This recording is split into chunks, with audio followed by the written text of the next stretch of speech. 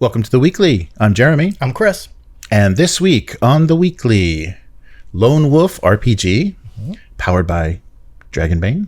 Okay. Player's Handbook 2024, second printing. Okay. Oh my God, the success is just unbound. Bolt Action gets an introductory set, and Fighting Fantasy game books finally get printed in the US, although I'm a little confused because is Scholastic in the US? Anyhow, moving along, well, we'll touch on that at the end. An announcement by Steve Jackson Games. So let's start with, Lone Wolf, Adventures in Magnamund, so the Joe Deaver kind of choose your own adventure Lone Wolf book series had previously, and the company that's doing this already did this, I think, in Swedish and English. They did an RPG. Okay.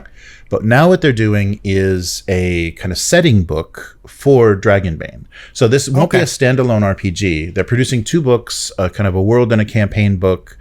But what that's going to do is you need the Dragonbane rules. But they're available through the Quick Start. They're in the free Quick Start on the Free League if you want to play just kind of minimal. If you want the full magic and kind of all the equipment and everything, you're going to need the full set.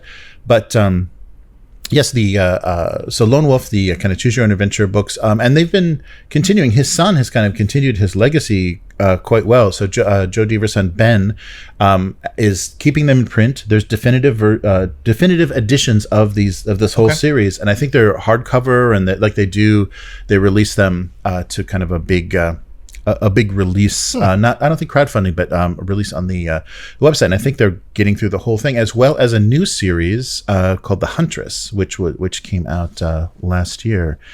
And definitive editions are reprinted. And so Dragonbane system, so D20, but a nice D20 that has kind of a lot of the push mechanics and things from their Year Zero engine. Okay. And it's really playable and really nice.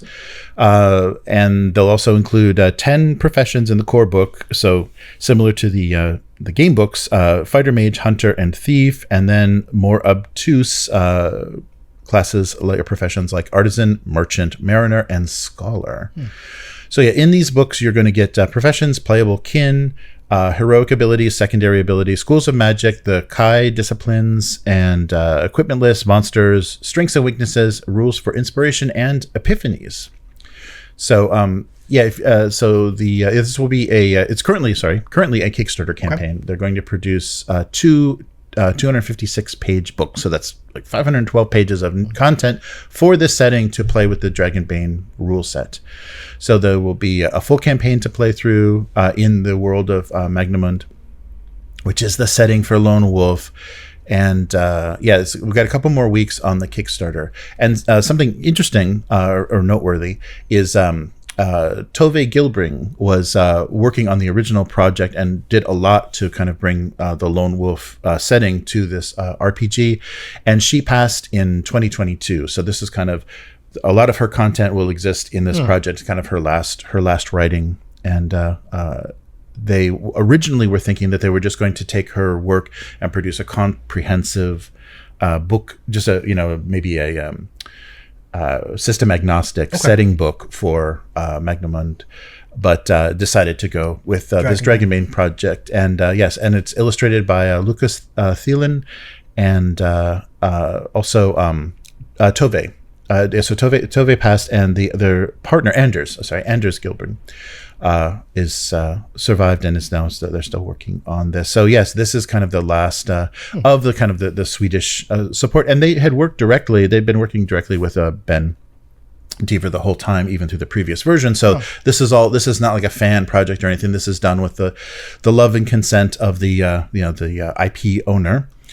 And so it is an expansion. They are producing deluxe editions of the books if you like faux leather and gold gold leaf. And the deluxe editions will be signed by Ben Deaver. They'll include an exclusive bookmark by Lucas Thielen, and they're saying the project itself is 80% of the text is written. They still have to do kind of some of the lifting of making sure everything works well in Dragonbane. So maybe some play testing and some stats. Yeah, what the heck? And they'll also be producing compilations of PDFs, which will be kind of game aids for game masters and things. So electronically, so maybe they're a little more flexible and they can add things as they're going. And so a reminder, and they state very clearly on the campaign page, it's not a standalone RPG. You will need Dragonbane. So it's and the campaign looks pretty significant. So the company that's producing this is Ask Folgen, and they are the publishers of the Phoenix magazine in Sweden, as well as I think they localized the Lone Wolf book series, and they also have a role-playing game called Western, so a cowboy Western role-playing game, and that's also available in English during this campaign as well. So if you want to see everything that's nice that a company like they include that, because then that probably will help the shipping if you just bought that directly from them. You include that in a pledge, so you can see what their Western campaign is all about. So if you're not familiar with Lone Wolf, so Lone Wolf, the basic story of it, it's a series of 28 books, and they're the typical 80s choose your own adventure books. The kind of difference, there's like the D&D books, and then there's the fighting fantasy books, and so the kind of what set Lone Wolf apart is it's got inventory, equipment, skills, money, and abilities that you all keep track of on the last page of the book, which is kind of your character sheet.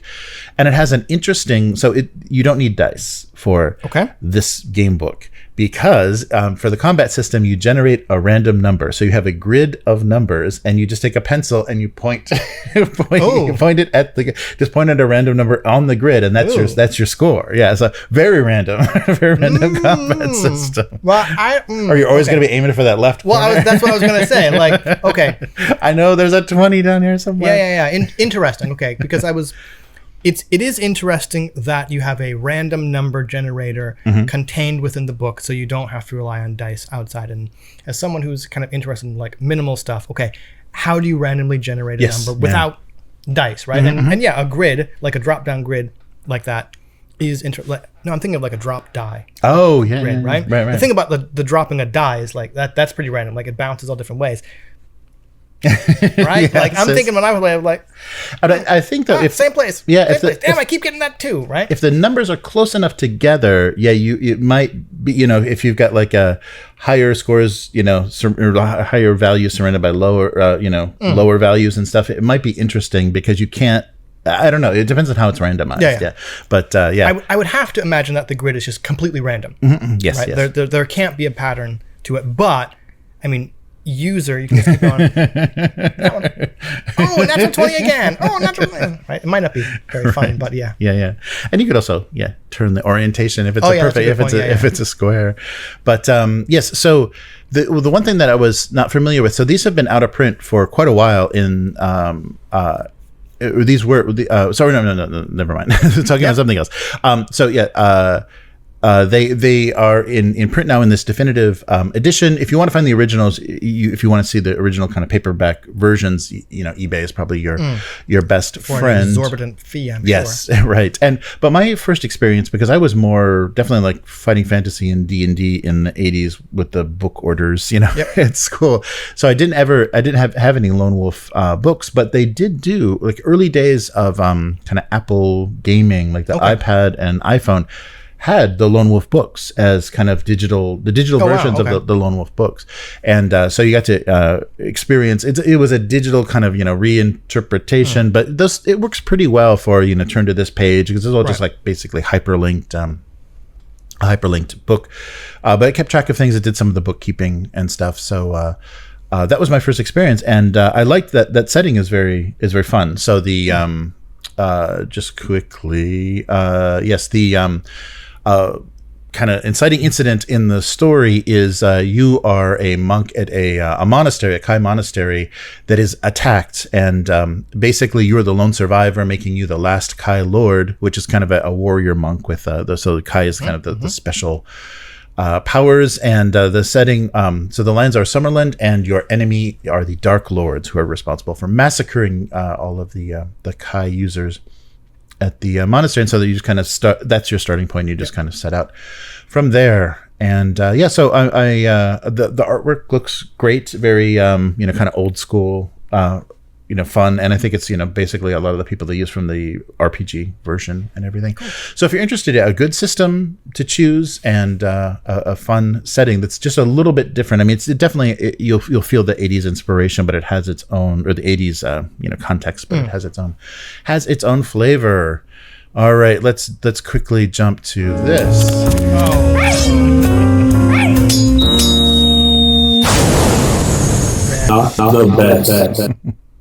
Yes, it's true. Wizards of the Coast says it has ordered a second printing of the immensely successful Player's Handbook. Can you believe it? But this is weird. I think they're playing those same kind of tricks that the U.S. government likes to play when they're talking about numbers, like unemployment numbers and things. They're saying they have ordered 3 times as many copies as they have for the initial run of the 2014 version. But if you remember, 5e was nowhere as popular in 2014 as it is now. So of course they built up a significant player base. So it's not really that impressive that they have that many more people wanting the book. Though I guess the fact that physical books are being produced at all should be pretty impressive. It's corporate speak, right? We've ordered 3 times as many as the initial print run, right? Yes. So, this is probably all just for the investors, the shareholders to hear. Yeah, so the English language version of the Player's Handbook alone achieved in just 1 month what it took 2 years for the 2014 in all language versions in that time frame to achieve. Yeah, of course, because remember, you were sharing the market 50-50 with Pathfinder at that time. So let's not get too excited. So, of course, this is huge and kind of an unprecedented print run for us. But the thing that makes me really want to call bullshit on this is these books are not even in the big box stores yet. So Walmart, Target, and all of the big chains, they don't have these books yet. They're not getting them until next year.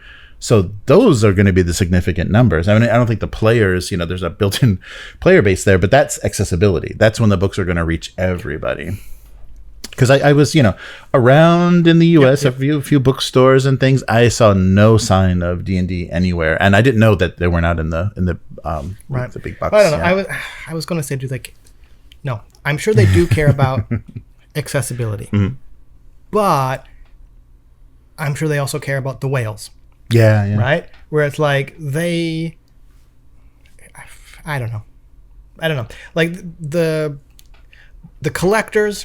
The people who are going to feel FOMO, the D&D devotees are going to buy the books, and that's who these people. That's what these books are for. Right now, and especially the limited covers. The limited edition covers. Like I said, they haven't gone out to the big box stores, and that's where they're going to. I don't know. I don't know if they care about new people. Yeah, that's true. I mean, okay, no, that's like, I'm sure they do, because they want to keep those numbers going up, and where those numbers going to come from, new people. But I mean, I don't know. Yeah, it was creepy. So all of these quotes that I'm reading, are coming from Lanzillo, the head of all of this. So we are. They're very excited about how everything is turning out. They have to be. That is her job, right? Yes, right. She has to be excited about it, right? Yeah.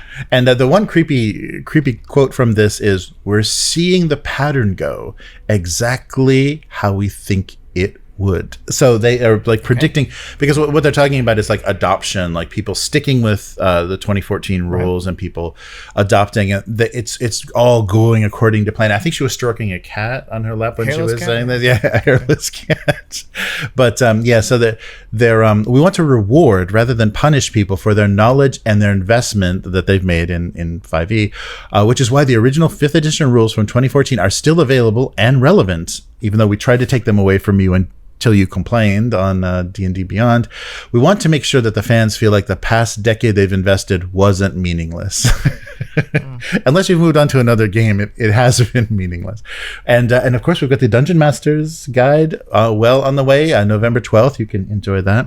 And it's if you're picking these books up individually, it's pretty pricey. The PDF electronic version, I don't know if it is a PDF, is $30, and so that's like Roll20 or D&D Beyond, and $50 for the physical book is the full price. I'm sure Amazon and some of the other fellas will discount that for you, but But yikes! But you know what's nice though, when you order from Amazon, they do that kind of cool aging thing where they slam all the corners on the cement, so the corners are nice and round. You're not going to poke yourself in the eye. What's this round book I got?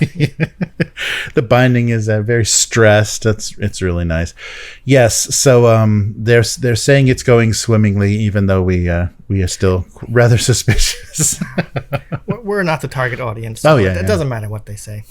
Yeah. It's funny. I was just impressed that they're trying to get out in front of this and saying it's going amazingly. Well, I mean, they have to. Yeah, and kind of like losing their executive producer and stuff. And I keep wandering by Kyle's LinkedIn page. He still has not posted his current position. Maybe trying maybe trying to avoid any unwanted attention. But he is available for consulting if you need him. Yeah. Well, if I had investors too and a lot of money, I probably could. Yeah. All right. So moving on to an introduction set that it looked pretty good. I mean, I think it's a pretty good idea, and it wouldn't be nice to see them do well with this. Bolt Action is getting an introductory set. And so we're up to 3rd edition, aren't we? Yes. Sorry. I don't know if it's 3rd. It's a new edition. Yes. Yeah. Recently. Right. And maybe that's what they why they thought to do this. So if you haven't dipped your toe into Bolt Action yet, this introductory set will be a perfect way to do that. It'll be like the basis to start 2 collections, as long as you want to play US and Germany. But they do a nice job of making this a learn the game while you play kind of set. So the key concepts are all set up in this like easy to digest kind of special rule book. So the rule book that's included here is exclusive to this set. So it's like an introductory rule book rather than here's your full rule book. Right. Yeah. So this isn't going to be the full rule. I mean, everything is in there. You'll know how to play the game, but as far as like double checking minutia and stuff, you'll probably want the full book itself. But it's also going to give you suggestions about it'll give you the history, going to contextualize the models in history, give you guides to painting your first models, playing your first games, and building your collection from this like small beginning. Kind of like what GW used to do. Yeah, right. What people used to do to get you into the game, instead of just pay $1,000 and copy this list, and you'll be fine. The plenty of art of the painted miniatures and tips for beginners. So this book, what they call the Bolt Action Field Manual, exclusive to this box, has the mission system. So it's 6 bespoke scenarios designed to teach the fundamentals of the game. Okay, cool. Yeah. And everything inside that you would need: miniatures, tokens, a game mat, and terrain. And all of the missions themselves are a kind of a 1-page spread, like a full spread, so very easy to. They probably introduce additional rules as you go on. Yes, right. To kind of move things up. So miniatures included in the set are 12 elite U.S. Rangers and 12 Grenadiers of the German Wehrmacht. And it's a pretty beefy set. I don't have a price listed on it. It was.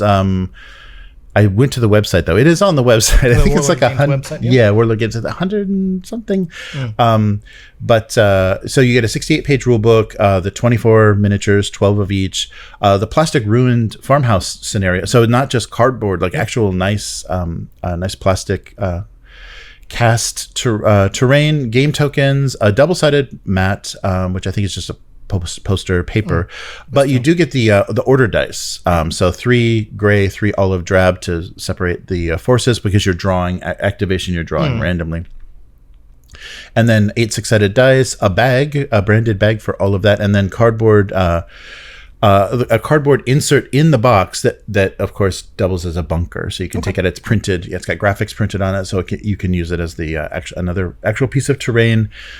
And and then just information about all of the ways to kind of where to go from here. Right. Yeah. Yeah. So it was a nice looking. I'm going to have to go to the Warlord Games website and just to check what the price is, because I don't think I would ever play Bolt Action, because as I've discussed numerous times before, like once you get past, like the closer you get to modern day, the more historical war games just have too much baggage for me to consider them being enjoyable. Not saying people can't play them, right?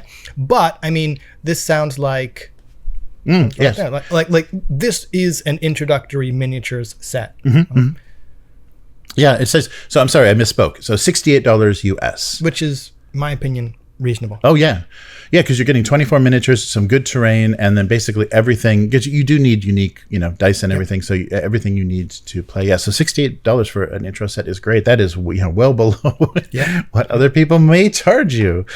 So so I thought that was a nice move on their part. And as far as I've heard, I mean, Bolt Action is really like a serious number 2 in wargaming behind 40K and those sorts of things. I don't have numbers, but I kind of feel like non-historical and historical, right? Okay, if you look at all miniature games everywhere, I bet 40K is still the top. I wonder what number 2 is. Maybe it is Bolt Action. Yeah. Because I've seen hobby shops that are just primarily Bolt Action. Yeah. So they've got some other stuff kind of there. And I think it's because certain, maybe Canada and certain parts of, America, that's what they're interested in. They don't want to play elves and goblins and space marines. They want real marines, like their granddaddy was. But finally, back to the adventure game book situation. So yes, Fighting Fantasy is coming back to America. So this is a little confusing, but Steve Jackson Games made an announcement. So after over 20 years, they will be bringing back for the American publishing market, the solo choose your own adventure style game books. And this is Steve Jackson Games announcing this. So all of this is going to be incredibly confusing because the Fighting Fantasy series was written by Sir Ian Livingstone and Steve Jackson, but not the Steve Jackson of Steve Jackson Games. But Steve Jackson did write 2 books for Fighting Fantasy. Okay, I'm already confused. So just in case that's confusing, you will see multiple Steve Jacksons. They may or may not be associated with the various Steve places. Jackson. No, not that Steve Jackson. So yes, 1982, The Warlock of Firetop Mountain was published and sold 20 million copies in this series of game adventure books. And this was kind of my, as well as the D&D books that they created. Yeah, these were the books that I played the most. Sir Ian has a quote in this release saying, to have a new publisher in the U.S. is a special moment for the history of Fighting Fantasy. We've known Steve Jackson, the U.S. version, for more than 40 years and have distributed Steve Jackson Games in the 80s when we owned Games Workshop. Steve also wrote 3 Fighting Fantasy books, which has caused a lot of confusion at the time when people didn't realize there were 2 Steve Jacksons. So we're looking forward to exciting times ahead in the U.S. for the new and existing Fighting Fantasy fans. So early next year, we're going to get, 2025, the first 5 books, and it's still some debate if which books those are going to be. Okay. They're going to do the same publishing order, or we'll see which books those are. But this was a little confusing because I was looking on online, the Scholastic editions, they're probably all used, but they're still around. And they're not older, they're not ancient like reused books. You're getting there's still new copies of the Scholastic editions, which don't have the nice cover art. There's a little diamond in the middle that has a little detail from some of the art. And that also makes me think, are they going to commission new art for this, or are they going to have the rights to the old art for the covers? Because it'd be nice to see a nice retro series. And Steve Jackson Games prints decent quality books, so that's not going to be, a crappy edition, like a cash grab kind of edition. So this will be nice to see. And because he was involved in the original series, I'm curious what these are going to look like. So, and I think in the UK, they've actually done hardcover editions and stuff. I think there's been some commemorative kind of nice editions of these books. But they're still, the Scholastic editions are still available, and probably is out of print. So this will be the official return to the market of Fighting Fantasy. But I wasn't sure why there were still so many books online when they're saying it's been out of unsold stock. I guess so. I hope that it's not a comment on that. Yeah, because they're saying the last time they were published was Laurel Leaf Editions published Fighting Fantasy, but they were purchased by Dell Publishing Group in '99, and that was the end. So yeah. So it has technically been more than 20 years, but who knows how Scholastic gets their rights to things. So I have seen the Scholastic editions, but if they do a nice version of this and a nice it has the retro art and, they do a decent job, then that will be nice to see. But don't try to ship them to Japan because they're going to be very expensive. So that is going to do it for this week. So nice. Where can people find you? I don't know, man. Sorry, I don't even know anymore. I don't even know anymore. Right? No, Blue Sky, Instagram, and occasional groups on Facebook. It's Hivemind, HYVEMYND, where, yeah, I'm doing Frostgrave related stuff, or tiny little 6mm knights. Nice. So what are you going with for your caster, your magic user for Frostgrave? Have you decided? Not Necromancer, because the person I'm playing with is going Necromancer. Bone dart. Fuck that Bone Dart, man. Hate it. I was originally going to do, I did a Thaumaturge in our other game, but that's like directly opposite and it feels kind of cheap. Right. I think I'm going to go Enchanter. Oh, cool. Oh, that's cool. Yeah, because then you can all your golems. Raise some like constructs, or just like buff people and stuff like that. Nice. Well, I've got some dwarves hanging around if you need a fill-in team. I used a lot of my spare heads and arms and from the Elf Oathmark. It's all elf, right? Nice. With like the Frostgrave kind of bodies. Oh, cool. Yeah. They all work. Those kits just work really well together. Nice. Yeah. Very good. At the rate we're going, probably won't be ready until like next year, unfortunately. But yeah. Nice. But it would be nice to stream games. Oh yeah, like an overhead thing. But yeah, definitely. No, that would be really, and I think if anyone doesn't know Frostgrave, I think it would be fun to see that. I'll have to ask the person I've been talking to at work, because they're completely new to miniatures games. Right, like tabletop war games in general. And it's interesting. The thing that got him in, we were talking about video games, and he had played Space Marine 2. And he's just out of the blue says, I think I want to play GW, or I want to play Warhammer.